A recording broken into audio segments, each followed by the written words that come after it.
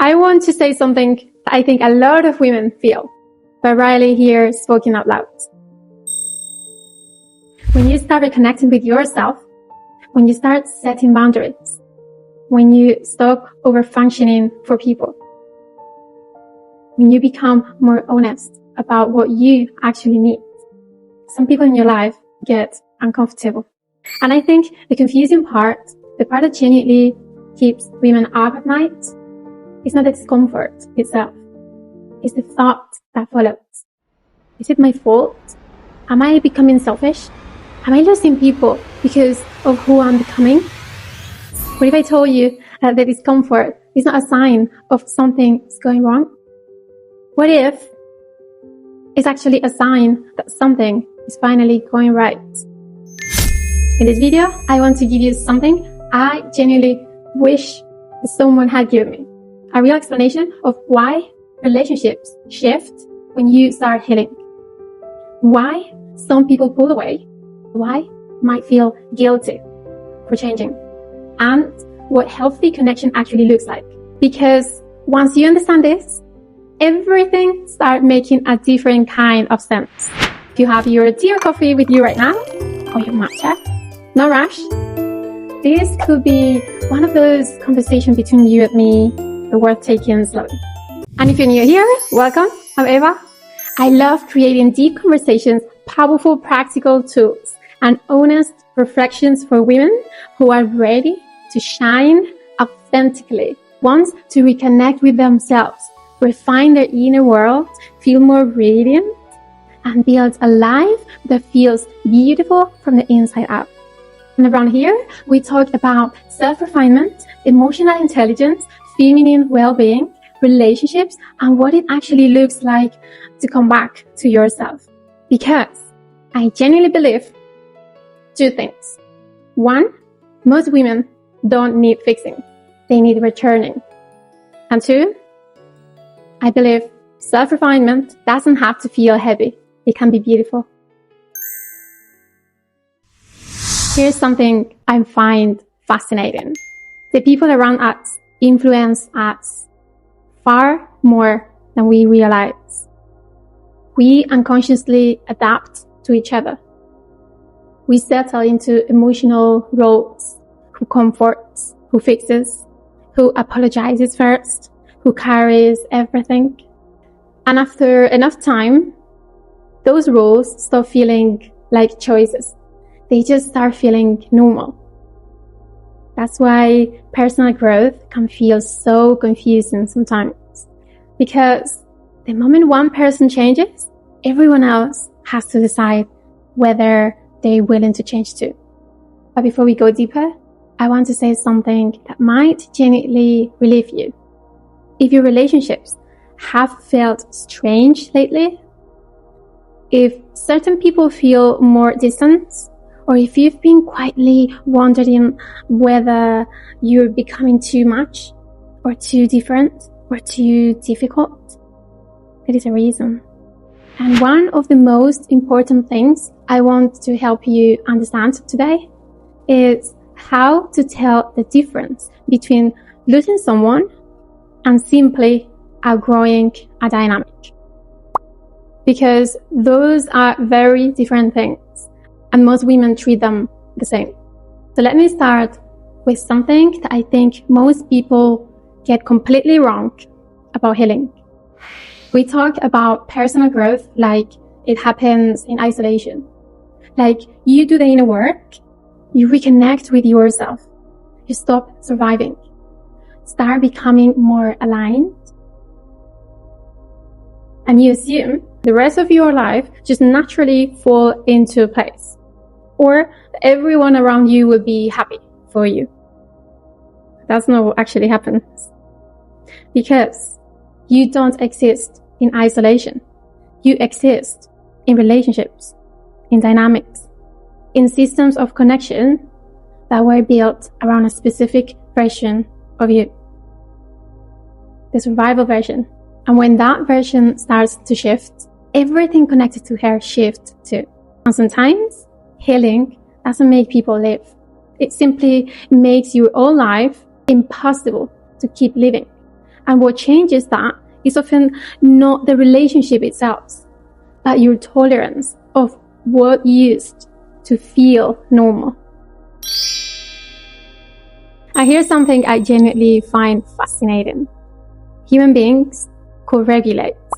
What that means, without making this clinical, is that we unconsciously adjust ourselves to the emotional tone of the people around us.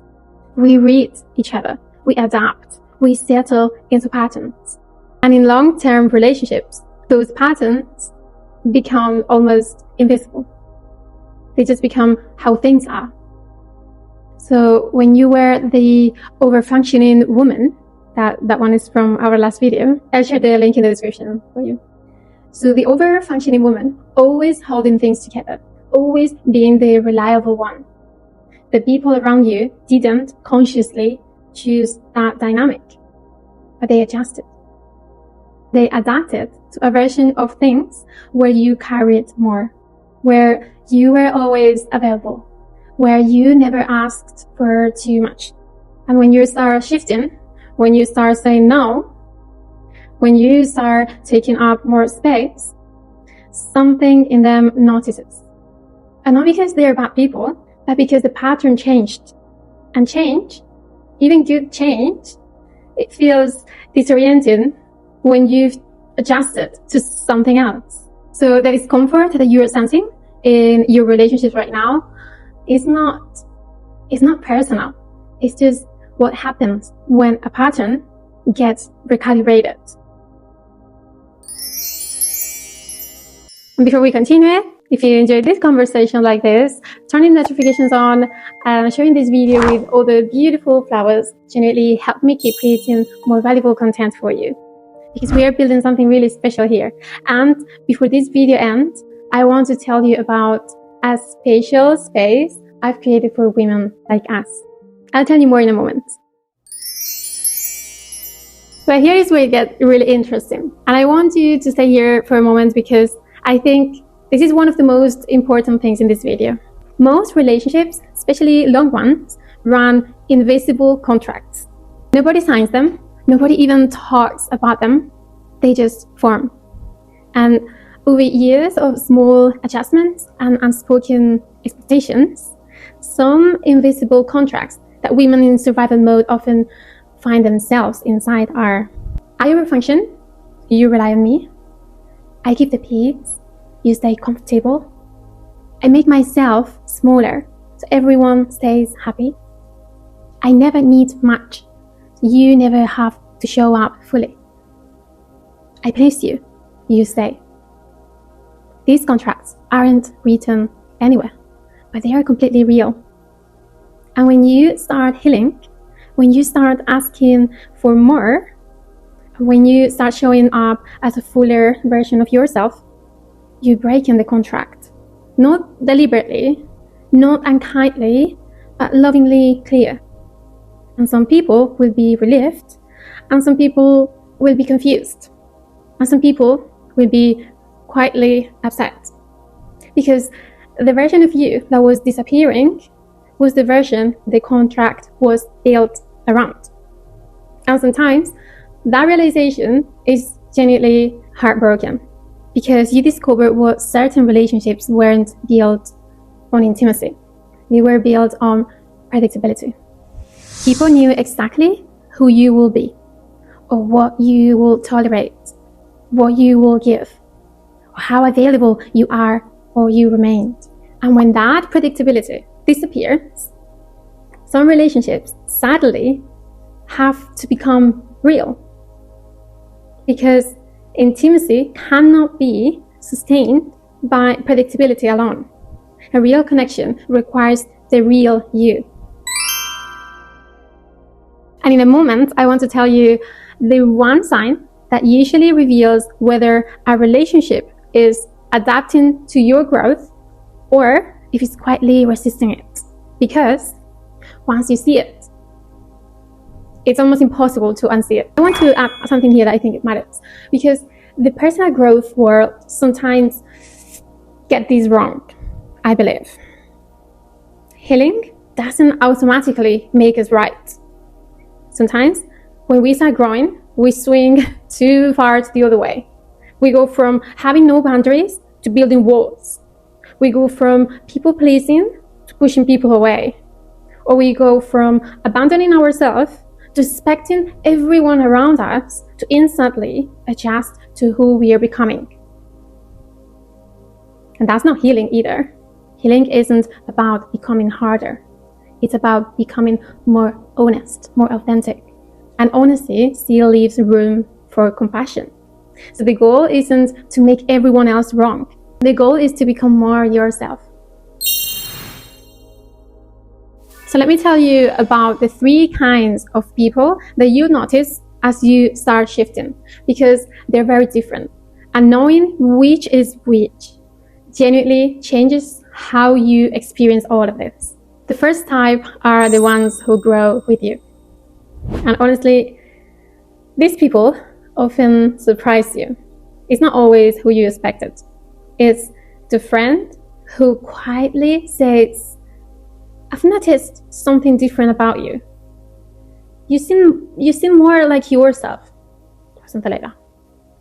That's the person who doesn't need you to perform anymore, who actually seems more comfortable around you, no less. So these relationships feel different now. They're calmer, more honest, less exhausting. And it feels beautiful. These are your people. And they were there all along, just waiting for you to be more fully yourself, so they could be more fully themselves too. Now, the type number 2, the ones who get visibly uncomfortable. They can't hide. And I want to be honest here, because this group is more complicated than it looks. Their discomfort doesn't necessarily mean that they don't love you. It often just means that they were deeply invested in the invisible contract. They relied on your overfunctioning, and they were soothed by your smallness. And they don't even realize it. Their discomfort is usually unconscious, but it shows up as, you've changed. You're different lately. You seem distant. You become selfish. And I want to say something about that last one. Because that word, selfish, that one is one of the most commonly used ways to keep women small. What they usually mean is, you're no longer choosing me over yourself. And that is not the same thing as being selfish. That is just someone noticing that the contract has changed. And the third type, these are the ones that stink. The ones who don't say anything. They just drift. Less responsive, less available, less present. Until one day, you notice they're not really there anymore. And this one can feel like grief, but I want to offer you a slightly different way to see it. These people were likely connecting with a specific dynamic, not the real version of you. And they needed you to stay exactly as you were, for whatever reason. And when you grow, there was nothing left for them to connect to.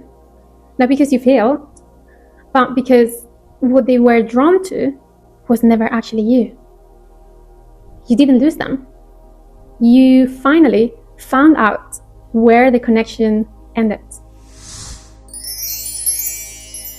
And I'm genuinely curious which one of these 3 types that we just mentioned are you navigating right now?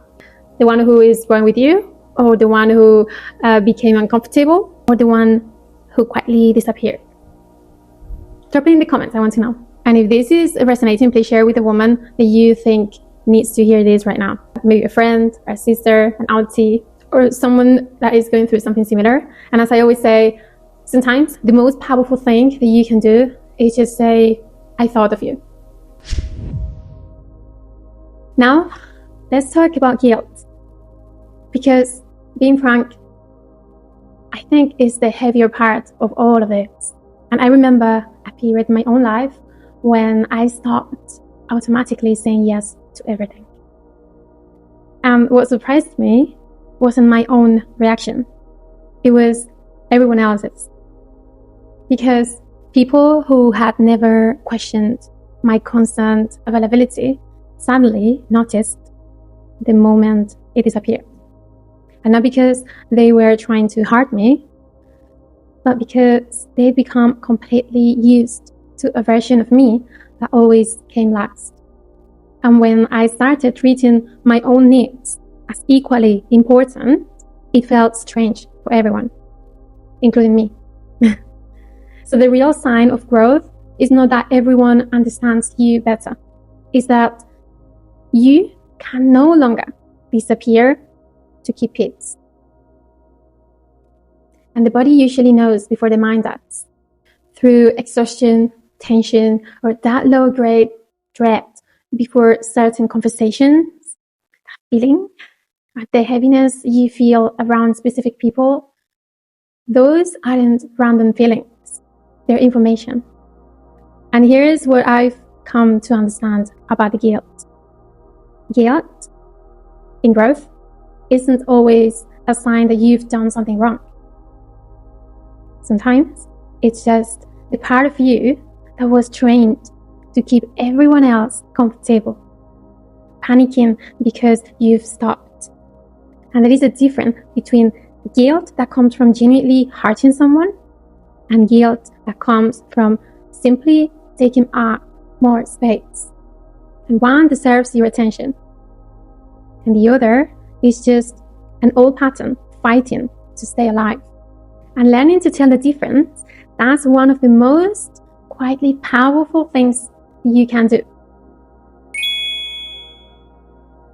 And there is one more thing I want to talk about before we close, because I think it might be the part that you've been waiting for without even realizing it.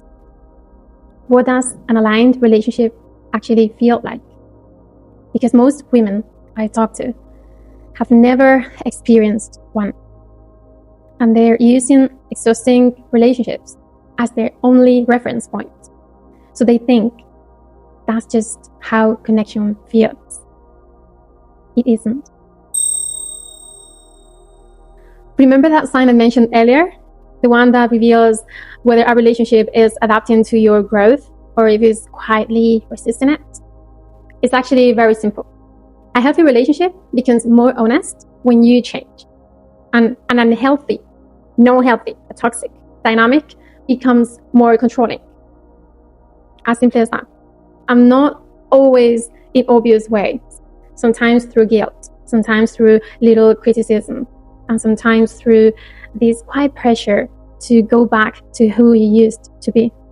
Healthy relationships adapt, but the unhealthy dynamics, the unhealthy ones, the toxic ones, demand your return. So growing relationships can feel like trying on clothes. I want to give you an example. You try on clothes that used to fit you perfectly. At first, you're convinced that something is wrong. The fit feels different, uncomfortable, strange. But eventually, you realize that the problem isn't that you've changed. The problem is that you've outgrown something that was designed to an older version of you. And those healthy relationships don't ask you to shrink yourself back down so they fit again. They grow with you. And that's what aligned connection feels like. It feels calm. Not calm in a boring way, not calm in an empty way, but calm in the way that means you don't have to manage yourself to be there. You just are. And you don't have to shrink. You don't have to perform. Or you don't have to earn your peace. You don't have to earn your place. Aligned connection is honest, is reciprocal, safe enough to be real or truthful or authentic. It's not perfect. No relationship is. But it doesn't cost you yourself. And if the connections you have feel like they constantly cost you yourself, that's not depth. That's just a survival contract you haven't finished renegotiating yet. And the last thing that I want to be honest about, because I think the most real part of this whole conversation is loneliness. Because this process can feel genuinely lonely when dynamic shifts, when people pull away, when versions of yourself that kept everyone comfortable start dissolving. There is a gap. Sometimes that gap feels like loss, even when you know intellectually that it's growth. So I just want to say clearly that loneliness is real and it deserves to be acknowledged. Not fixed immediately, no rushed through, just noticed, held, and given time. Because the gap that forms when misalignment connections fall away is the exact space where the aligned ones eventually arrive. But that space takes time to feel. And the quality of who enters it is usually so much higher. And I want you to be excited about it, by the way. And lately, I've been thinking a lot about a woman I've started calling the woman who won't settle. And not because she thinks she's better than anyone else, but because she's finally stopped abandoning herself. And I've realized that almost every conversation or idea that I've been writing and having for this channel points back to her. We'll talk a lot more about her very soon, by the way. I created this channel in part because I felt these conversations needed a home. And I wanted a space where growth felt elegant and honest, where women weren't performing their healing. Somewhere where we could actually think together. And I really care about creating conversations that feel clarifying, hopefully helping you, and the kind that you come back to 6 months later or even years later and suddenly hear differently. And the more I create this space, the more it feels like exactly where I'm supposed to be. And this space is very intentionally thoughtful. Less surface level fixes, more honest conversations that help women come back to themselves.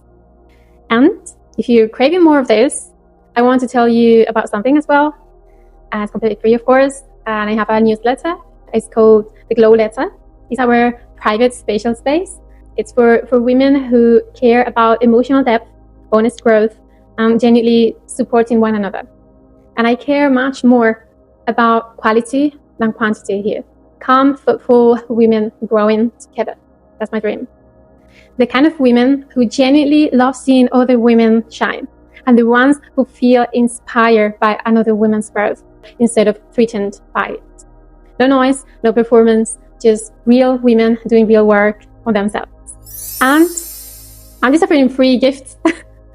I'm very generous. And if this video resonated, the invisible contracts, the survival patterns, the relationship shifts, it all begins to unravel when you come back to yourself first. And that's why I created a free 3-day reset called How to Feel Like Yourself Again. It's free. You can do it at your own pace. It's the gentlest starting point I know. And it's a beautiful one. And it's linked below. And for those women that are ready to go deeper, I need to invite you to explore my full collection. It's called Glow and Rebirth. And this one goes into every layer of life. And it's including a full playbook that is dedicated specifically to relationships, the creation for, which is called magnetic connections.